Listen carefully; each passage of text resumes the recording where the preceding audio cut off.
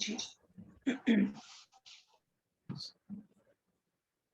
ओम सहनाववतु सहनो भुनक्तु सह वीर्यं करवावहै तेजस्विनावधीतमस्तु मा विद्विषावहै। ओम शांति शांति शांति।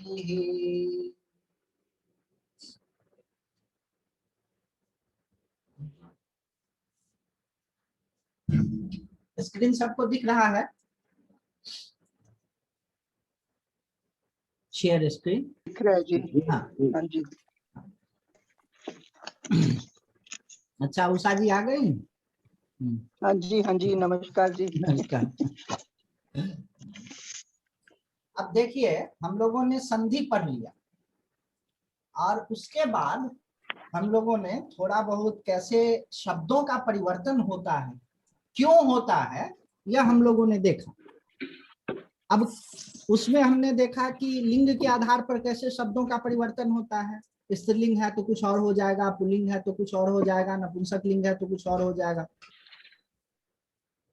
उसी तरह हम लोगों ने देखा कि शब्दों का वचन के आधार पर, सिंगुलर नंबर, प्लूरल नंबर, एक वचन, द्विवचन, बहुवचन इत्यादि के आधार पर कैसे परिवर्तन होता है। आज हम लोग सबसे अंतिम चीज और सबसे महत्वपूर्ण चीज देखेंगे, वह यह है कि शब्दों का विभक्ति के आधार पर कैसे परिवर्तन होता है। विभक्ति का क्या मतलब हो गया? विभक्ति मान के चलिए लगभग हिंदी में जिसको कारक कहते हैं, उस कारकों के आधार पर जो चेंजेस होते हैं उसको विभक्ति कहते हैं। कारक और विभक्ति दोनों एक चीज नहीं है, दोनों अलग अलग चीजें हैं, लेकिन कारकों का विभक्ति के अनुसार परिवर्तन होता है। अब कारक किसको कहते हैं, इसको इसको जरा सा देखिए।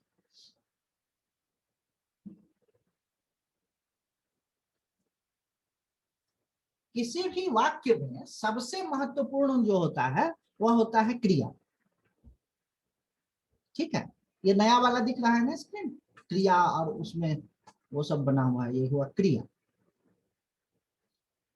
और उस क्रिया से बाकी जितने शब्द हैं सब जुड़े हुए होते हैं। कर्ता जुड़ा होता है, कर्म जुड़ा होता है, करण जुड़ा होता है, संप्रदान जुड़ा होता है, आपादान, संबंध, संबोधन, ये सभी क्रिया से जुड़े हुए होते हैं और इनको क्या कहते हैं? कारक।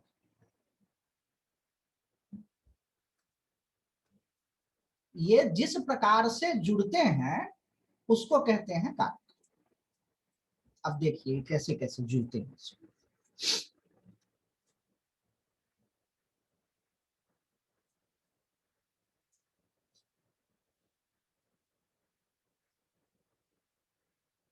देखिए, ये एक वाक्य है, छात्रः पठति।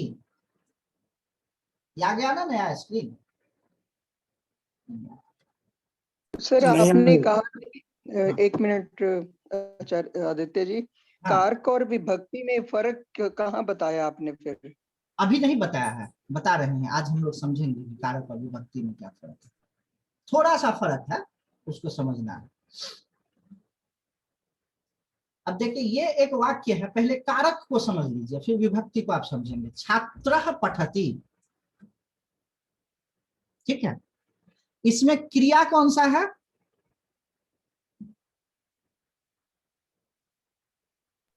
पठती। पठति क्रिया, ठीक। और पठति को करने वाला कौन है? छात्र। छात्र क्या हो गया? कर्ता। करता। तो छात्र हो गया कर्ता, और कर्ता जो होता है उसमें प्रथमा विभक्ति लगती है। ठीक है, हमेशा। कर्ता, कर्ता में प्रथमा विभक्ति लगती है। हमेशा। हमेशा नहीं। जब कर्ता एक्टिव वॉइस में हो तब उसमें प्रथमा विभक्ति लगती है, मतलब पूरा सेंटेंस। और जब पैसिव वॉइस में हो तब उसमें तृतीया विभक्ति लगती है। तो कर्ता तो कारक है, कारक हो गया कर्ता, लेकिन उसमें कभी प्रथमा लगेगा और कभी तृतीया लगेगा। एक्टिव और पैसिव वॉइस का क्या मतलब है? छात्रः पठति, छात्र पढ़ता है। इसका पैसिव वॉइस क्या होगा? छात्र के द्वारा पढ़ा जाता है, छात्रेण पठ्यते, छात्र के द्वारा पढ़ा जाता है, तब उसमें छात्र क्या हो जाएगा? तृतीया में हो जाएगा। तो छात्र तो हमेशा रहेगा कर्ता कारक में, लेकिन उसकी विभक्ति जो है वो कभी तृतीया रहेगी, कभी प्रथमा रहेगी। ये आपको कारक और विभक्ति में अंतर स्पष्ट हो रहा है धीरे धीरे? क्या सिर्फ प्रथमा और तृतीया ही रहेगी और कुछ भी रह सकती है? और कुछ नहीं होता है, लगभग और कुछ नहीं होता है। अच्छा, वो कॉन्टेक्स्ट के आधार पर, मतलब एक्टिव वॉइस में है कि पैसिव वॉइस में। अब देखिए, छात्रः संस्कृतम पठति, इसमें जो ये संस्कृत है जो बोल्ड लेटर में है, ये क्या है? पठति क्या है? क्रिया। क्रिया। छात्र क्या है? कर्ता। कर्ता। और संस्कृतम क्या है? कर्म। ठीक है, कर्म का मतलब क्रिया मत समझ लिया, कर्म इज नॉट इक्वल टू क्रिया। कर्म व्याकरण में एक पारिभाषिक शब्द है जिसका मतलब होता है जिस पर कोई काम किया जाए वह हुआ कर्म। मतलब क्रिया का सबसे ज्यादा असर जिस पर पड़ता है वह है कर्म। जिस वाक्य में देखिए, छात्र संस्कृत पढ़ता है, छात्र पुस्तक पढ़ता है, छात्र फल खाता है, छात्र आम खाता है, राम आम खाता है, तो खाना क्या हो गया? कर्ता। नहीं, खाना क्या हो गया? क्रिया। राम क्या हो गया? कर्ता। और आम क्या हो गया? वो हो गया कर्म। कर्म। ठीक है, ठीक है। अब इसमें क्या है ना कि ये व्याकरण शास्त्र जो है इतने देर तक रटने वाली बात थी, अब जो है समझने वाली बात। ठीक, अब तो कर्म में क्या होता है? द्वितीया विभक्ति लगती है।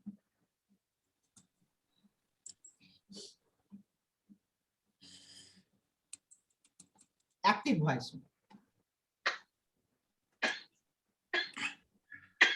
ठीक है, अब द्वितीया विभक्ति क्या होती है, उसका स्वरूप कैसे बनता है वो सब हम बाद में समझ। तीसरा जो है ये देखिए, छात्रः संस्कृतम मनसा पठति, छात्र संस्कृत को मन से पढ़ता है। बालकः कलमेन पुस्तकम, बालकः कलमेन लिखति, बालक जो है पेन से, कलम से लिखता है। अब इस वाक्य में मनसा पठति, मन से पढ़ता है या कलम से लिखता है, तो क्रिया क्या हो गया? पठति।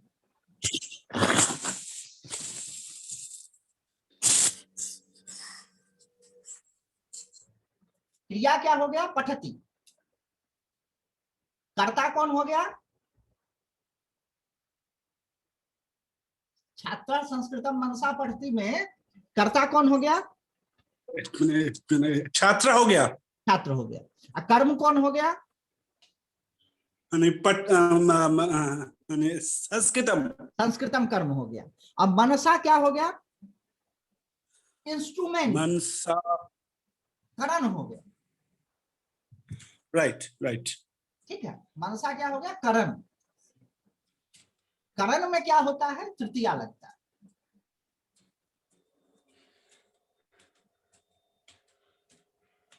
अब इसमें आपको यह समझना है कि करण में तृतीया लगता है, करण के अलावा भी अन्य कुछ ऐसे जगह हैं जहां पर तृतीया लगता है, वो सब हम आपको समझाएंगे कि कहां कहां पर और भी तृतीया लगता है। लेकिन पहले सबसे ज्यादा तृतीया कहां लगता है? तो करण में। ठीक है, अब देखिए, छात्रः संस्कृतम ज्ञानाय पठति, इसमें पठति क्या है? कर्म है।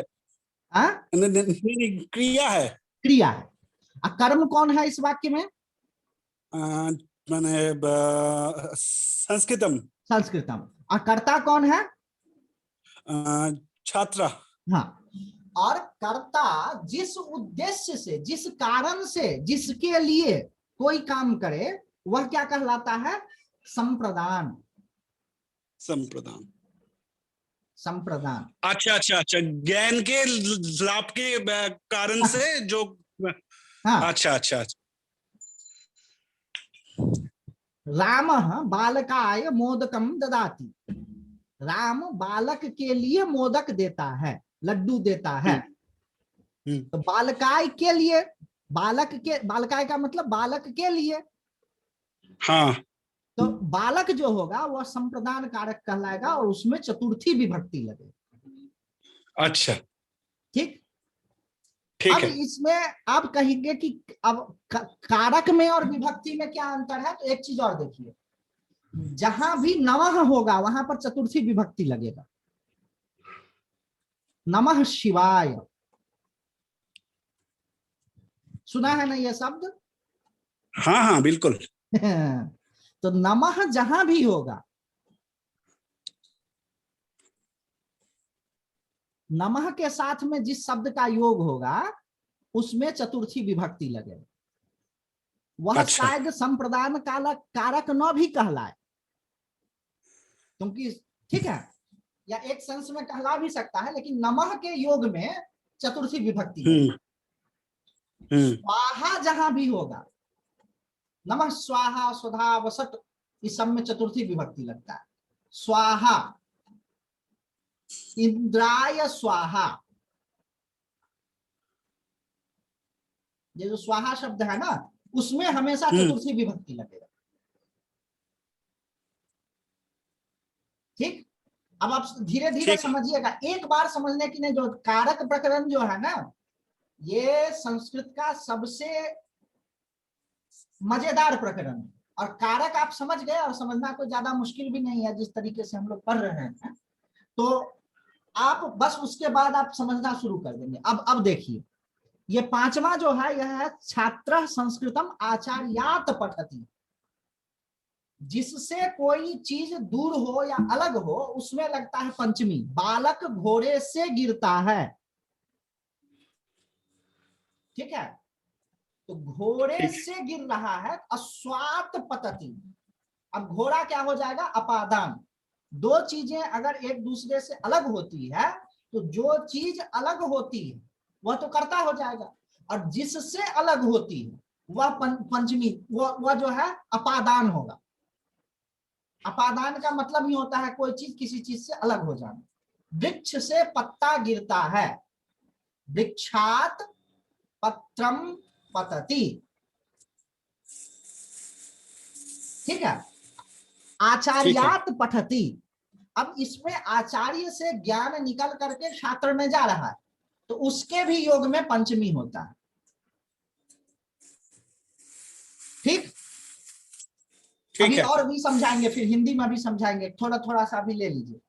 छात्रः संस्कृतम विद्यालये पठति। अब इसमें कर्ता कौन है? छात्रा है। छात्र है। कर्म कौन है? पठति।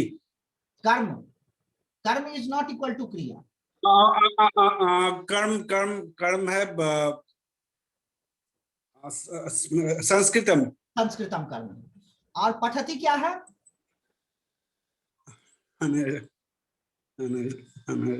क्रिया है। क्रिया। और विद्यालय क्या है? यह क्रिया जिस जगह पर हो रही है, ठीक है, वह क्या कहलाता है? अधिकरण। जहां पर क्रिया होती है वह क्या कहलाता है? अधिकरण। और अधिकरण में क्या होता है? सप्तमी। सप्तमी होता है। ठीक है। राम रावण को युद्ध भूमि में मारते हैं। राम कौन हो गए? कर्ता। रावण क्या हो गया? कर्म। मारना क्या हो गया? क्रिया। और युद्ध भूमि क्या हो गया? अधिकरण। अधिकरण, वो स्थान जो है। हाँ, जहां पर क्रिया घटित होती है वह क्या कहलाता है? अधिकरण। अधिकरण में क्या होता अधिकरण है? सप्तमी। सप्तमी होता है। ठीक। अब ठीक है, देखिए, इसको हमने ठीक लिस्ट है। बना दिया है आप लोगों के लिए। देखिए, हिंदी में जो कर्ता होता है उसमें या तो कोई भी चिन्ह नहीं लगता है, जीरो, नहीं तो ने लगा रहता है। राम आम खाता है, इसमें कर्ता कौन है? राम है। राम है कर्ता। अच्छा, उसमें ने नहीं लगा हुआ है, लेकिन मोहन ने सोहन को मारा, इसमें कर्ता कौन है? मोहन ने सोहन मोहन। को, मोहन कर्ता है, और कर्ता में क्या लगा हुआ है? हाँ, ने लगा हुआ है। ने लगा हुआ है। ठीक है ना? तो कभी कभी कर्ता के लिए कोई भी ठीक है, चिन्ह हिंदी में नहीं लगा रहता है और कभी कभी ने लगा रहता है। राइट। ठीक है, लेकिन संस्कृत में जब भी होगा, जो भी कर्ता होगा तो उसका फॉर्म होगा रामः, मोहनः, सोहनः, प्रथमा विभक्ति में होगा। अच्छा, ठीक है, तो कर्ता के ठीक लिए है। प्रथमा विभक्ति होता है। अच्छा, अब कर्म को देखिए, कर्म में द्वितीय विभक्ति होता है। कर्म का एग्जाम्पल हम बताते हैं। राम आम खाता है, कर्ता कौन हो गया? राम हो गया। राम हो गया। और आम क्या हो गया? कर्म हो गया। कर्म हो गया। और उसको हम ऐसे भी बोल सकते हैं, खाना हो गया क्रिया, हम उसको ऐसे भी बोल सकते हैं, राम आम खाता है, राम आम को खाता है। हाँ, ठीक है, तो कभी कभी कर्म के लिए कोई चिन्ह नहीं लगता है, कभी कभी कर्म के लिए को चिन्ह लग जाता है। को लगता असल में है। कुछ है नहीं, एक चिन्ह है। चिन्ह का मतलब एक तरह का वो पहचानने का तरीका है। ठीक, अब देखिए, ठीक है। करण को पहचानना। करण का मतलब होता है इंस्ट्रूमेंट। राम कलम से लिखता है, देखिए ये से लगा हुआ है ना, हाँ, तो से कलम क्या हो गया? इंस्ट्रूमेंट। इंस्ट्रूमेंट। ठीक है, वह कलम के द्वारा लिखता है, तो वह क्या हो गया? कर्ता। लिखना क्या हो गया? हाँ, क्रिया। कलम के द्वारा, क्रिया, तो कलम क्या हो गया? करण। कर्म। ठीक है, अब संप्रदान को देखिए, चतुर्थी। बालक को माता लड्डू देती है, बालक को, है ना? चतुर्थी में को। हाँ, अच्छा, ये के द्वारा गलत लिखा गया है, यहाँ पे के लिए यहां होना चाहिए।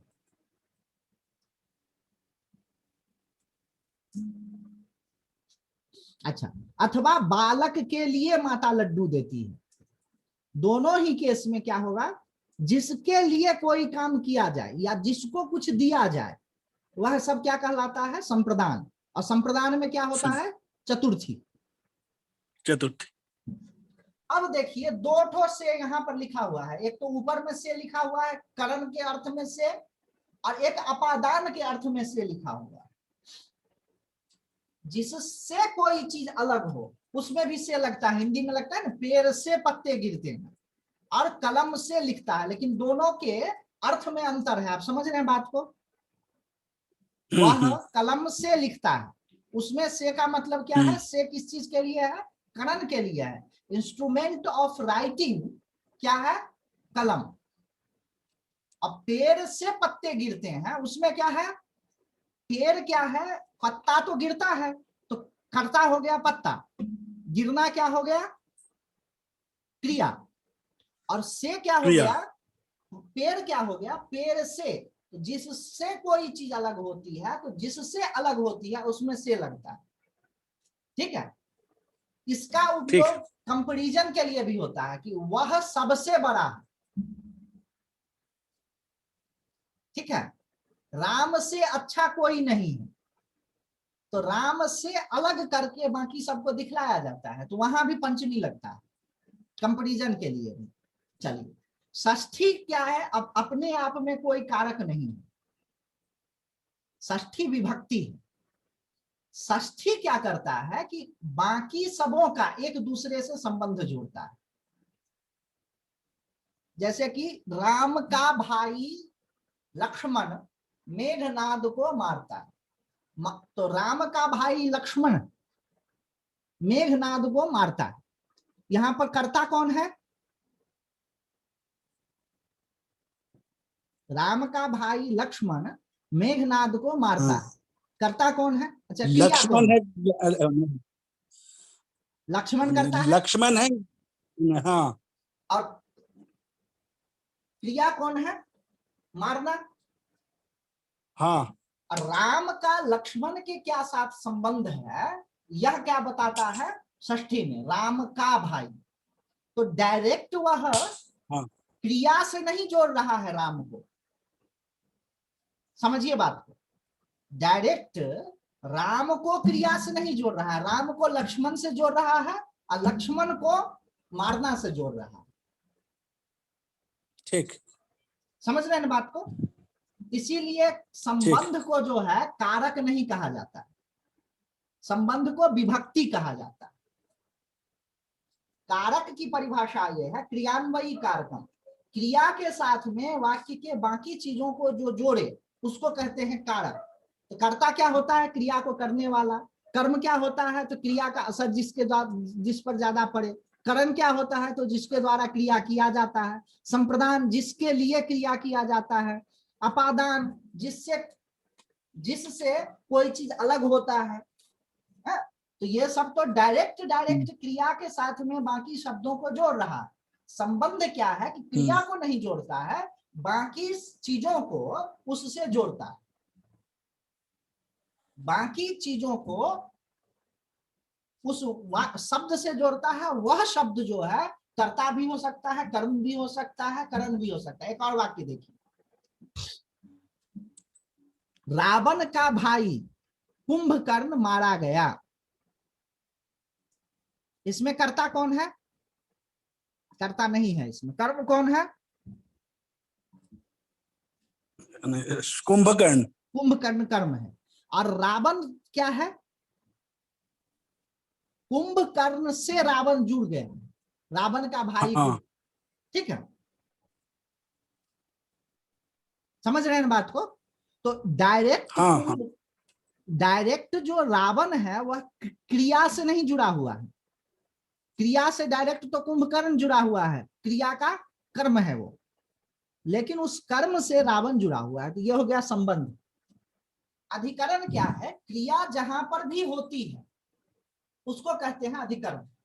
में, पे, पर, यह सब अधिकरण है। जहां पर क्रिया होती है उसको कहते हैं अधिकरण। युद्ध भूमि में, विद्यालय में, वाराणसी में, यह सब क्या हो गया? अधिकरण। और संबोधन में क्या है? प्रथमा ही विभक्ति लगती है, थोड़ा सा चेंज होकर के। जिसको कोई चीज बुलाया जाता है या कहा जाता है वो सब क्या कहलाता है? संबोधन। हे राम, तो राम क्या हो गया? संबोधन। संबोधन में भी प्रथमा विभक्ति ही लगती है। अब हम आपको थोड़ा सा इसका ये बताते हैं, ये देखिए।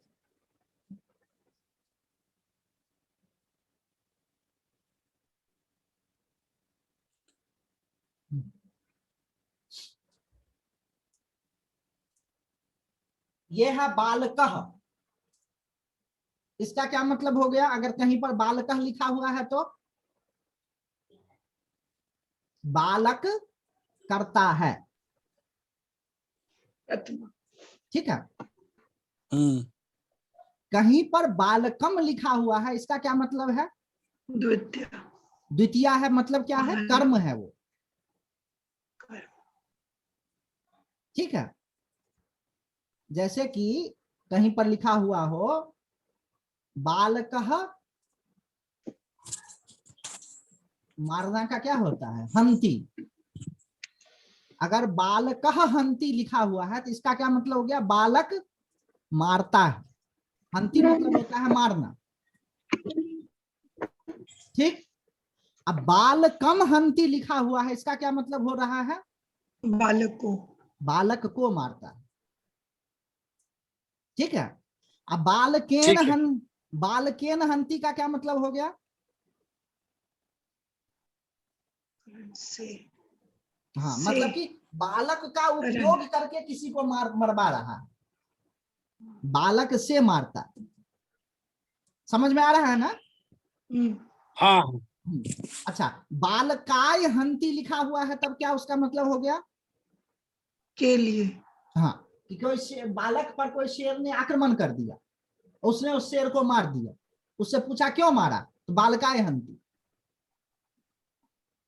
बालक की रक्षा के लिए, या बालक को कोई मान के चलिए बालक को शेर का खाल चाहिए, तो उसके लिए शेर को मार दिया, तो क्या कहलाएगा? बालकाय हंती। एक उदाहरण बता रहे हैं आपको। अच्छा, बालकात हंती का क्या मतलब हो गया?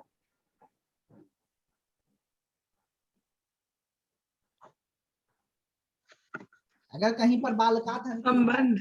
बालक से संबंध बताया। हटा करके किसी चीज को मारता है, ठीक है। अलग होना। हाँ, अलग कर, ठीक है। अच्छा, बालकस्य हंती का क्या मतलब हो गया? बालक का कोई चीज है, बालक का कोई हिरन है, या बालक का कोई भी चीज है, तो उस चीज संबंध को बताया। मारता। समझ में आ रहा है ना? संबंध बताएगा ये। हाँ, संबंध बता रहा है। बालकस्य हरिणम हंति, या बालकस्य शुनकम हंति का क्या मतलब हो गया? बालक का जो कुत्ता था उसको मारता।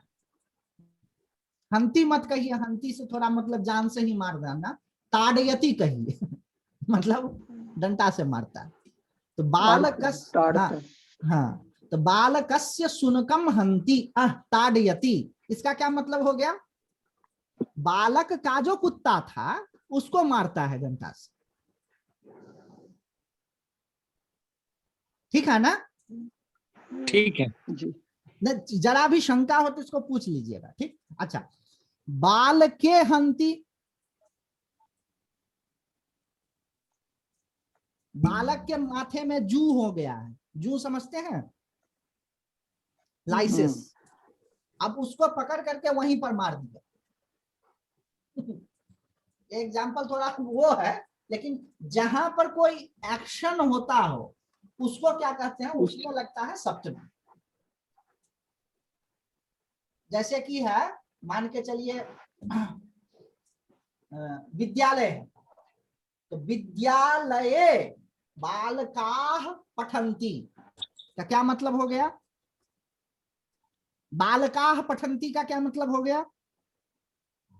बहुत सारे बालक पढ़ते हैं विद्यालय में, बहुत से बालक पढ़ते हैं। बालक पढ़ते,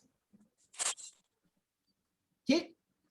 बालक पढ़ते हैं हाँ, विद्यालय में। एक्शन विद्यालय में होना है।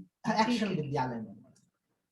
अब आपको क्या करना है, थोड़ा सा ये जो रटने का तरीका है ना, ये हम आपको बता देंगे। देखिए, इस लाइन को रटना एकदम आसान है, इस लाइन को भी रटना एकदम आसान है, फंसता है आदमी इसमें इतना दूर में। तो ऐसे ऐसे मत रटा कीजिए, 1 2 3 1 2 3 1 2 3, वैसे मत रटा कीजिए, इसको ऐसे ऐसे रटिए ऊपर से नीचे। बालकः बालकम बालकेन बालकाय बालकात् बालकस्य बालके बालक, ऐसे।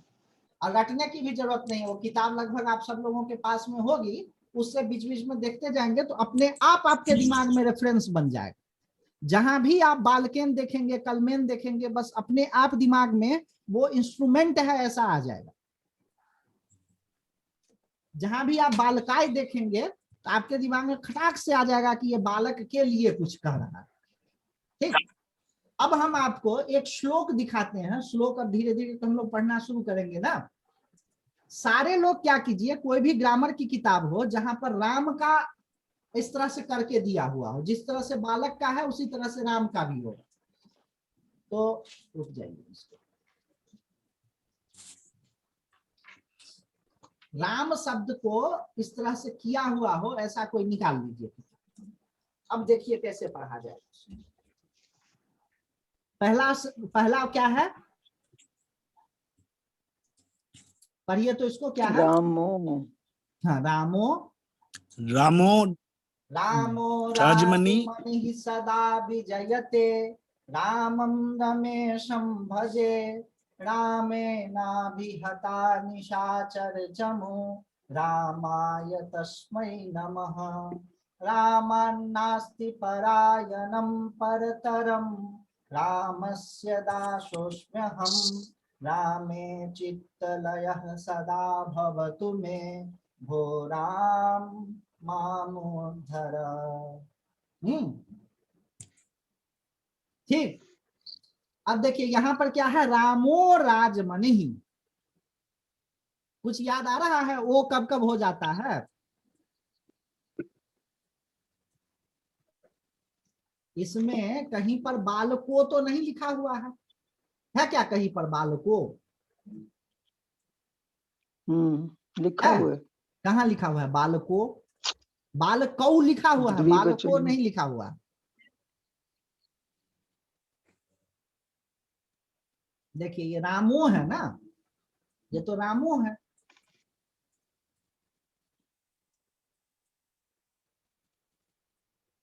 कहां से आ गया? गलती तो नहीं है?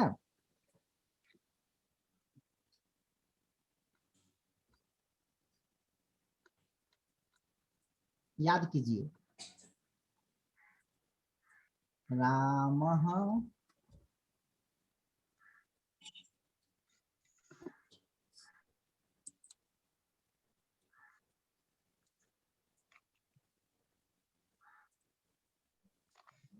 आकार के बाद में विसर्ग होगा, विसर्ग के बाद में मृदु होगा तो क्या होगा? कर्कश होगा तो क्या होगा?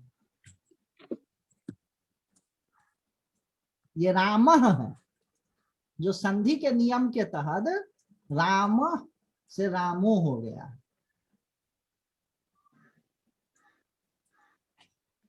याद आ रहा है? हाँ हाँ हाँ। अब आपको उतने नियम की जरूरत नहीं है, कैसे कैसे हो रहा है। और इसका ये जो है सो ऊ होता है, फिर अ और ऊ मिल करके ओ हो जाता है ना? 3-4 स्टेप में होता था ना? याद आया? उतना याद हाँ न जी। भी, हाँ उतना याद न भी हो, लेकिन जहां भी आप ओ देखेंगे तो समझ जाइए कि ये अह ही है, क्योंकि शब्दों का जो रूप होगा वो इससे बाहर कहीं नहीं जाए, ये इतने से बाहर नहीं जाए। ये क्या हो गया? रामः राजमणि सदा विजयते, ये एक वाक्य हो गए। रामः राजमणि सदा विजयते, ये एक वाक्य है। क्यों एक वाक्य है ये? क्योंकि इसमें एक कर्ता, एक क्रिया है। विजयते क्या है? क्रिया। विजयते का मतलब जय हो।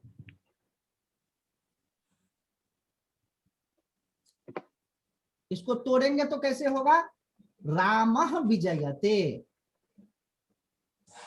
राजमणि क्या है? तो राम का विशेषण है। बालकः गच्छति, बालक जाता है। सुंदरः बालकः गच्छति, विशेषण है सुंदर। ठीक है ना? तो रामः एकदम। विजयते, कीदृशः राम, कैसे राम? तो राजाओं के जो मणि, मणि का मतलब क्या होता है? चमकने वाला, ज्वेल। ज्वेल। हाँ। तो रामः राजमणि जयते। कैसे विजयते? सदा हुआ सदा मतलब सर्वदा। हमेशा विजयते, सर्वदा। हाँ सर्वदा। ठीक है? ठीक रामः है। क्या है? करता है, विजयते के करता है। राम करता ये है। विशेषण देखिए, पिछला पढ़ा हुआ सब आपको काम में आएगा। और सदा क्या है? तो इस क्रिया की विशेषता बता रहा है, क्रिया विशेषण। विशेषण विशेष्य वाला आप लोगों ने पढ़ा था कि विशेषण और विशेष्य एक जैसा होगा। सुंदरः बालकः, सुंदरी बालिका, सुंदरम फलम।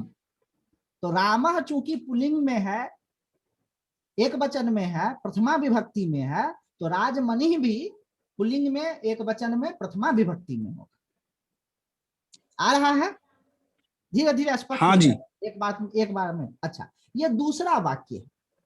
क्यों हम इसको दूसरा वाक्य कह रहे हैं? क्योंकि इसमें भजे नाम का, भजे है वो भी है क्या? क्रिया। क्रिया। ठीक है, इस क्रिया का कर्म कौन है? राम। रामम कर्म, राम ही कर्म है, लेकिन कर्म में द्वितीय विभक्ति लगती है। ठीक है, तो रामम भजे, मैं राम का भजन करता हूं। कैसे राम? तो रामम रमेशम, रामेशम गलत लिखा गया, ये रमेशम होगा। रमेश का क्या मतलब होता है? रमेश शब्द रमा जोड़ ईस मिल करके बना है। आ जोड़ ई क्या हो जाता है? ए हो जाता है। औ जोड़ ई भी ए हो जाता है, और आ जोड़ ई भी ए हो जाता है। रमा किसको कहा गया है? सीता जी को भी, लक्ष्मी को भी। ठीक, ठीक है। रमेश, कैसे राम का भजन मैं करता हूं? तो रमेशम, जो लक्ष्मी के पति हैं वैसे राम का मैं भजन करता हूं। ठीक, अब कल जो है इस श्लोक का बाकी हिस्सा पढ़ेंगे। 1 मिनट अब बचा हुआ है। मतलब अब जो है ना, इसी तरह प्रयोग करते करते कारक आपको हो जाएगा तैयार। कारक तैयार हो गया, धर्म क्षेत्र कुरुक्षेत्र। अब बताइए तो धर्म क्षेत्र क्या है? सप्तमी में, सप्तमी में है, विशेषण है। हाँ विशेषण है, लेकिन धर्म क्षेत्र क्या है? सप्तमी में है।